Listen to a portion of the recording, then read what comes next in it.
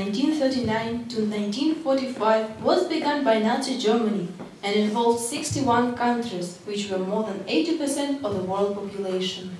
The Soviet Union fought for the collective repulsion of the fascist aggressors on the eve of the Second World War and actively contributed to the understanding of the foreign peoples to unify all anti-fascist forces to stop the fascist aggressors. On the 28th of June, the National Committee of the Communist Party of the United States published a manifesto calling American people to stand immediately on the side of all countries struggling against Hitler.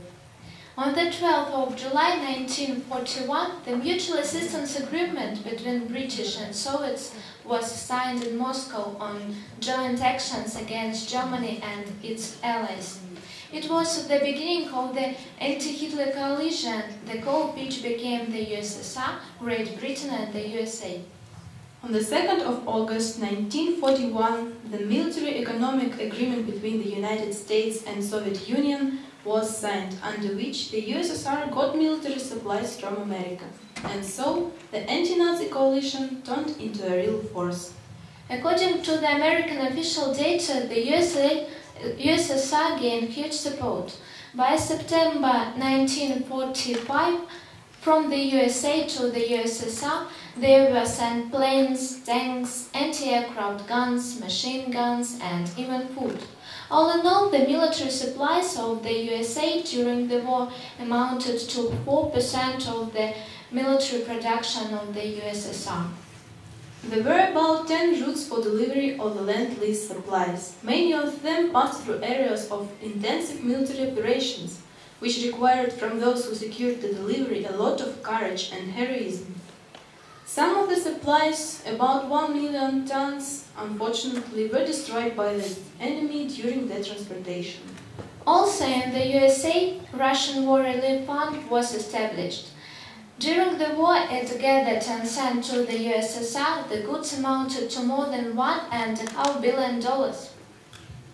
Hundreds of thousands of women also worked at the defense enterprises of the country. More than 300,000 women went into army, serving their country in various types of forces, up to the aviation.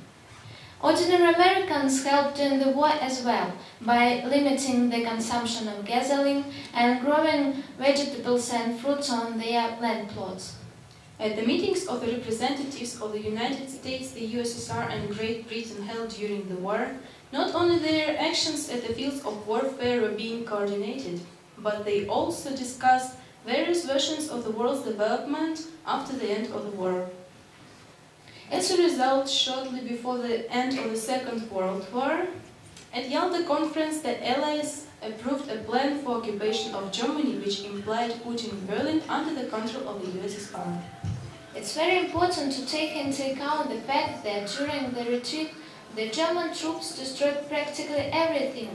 The Allied troops took part not only in military actions, but were also forced to participate in the recovery of damaged communications.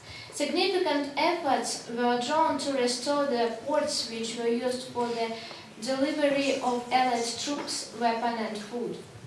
Not only during the war, but also at present, the United States of America and the Russian Federation continue fruitful cooperation.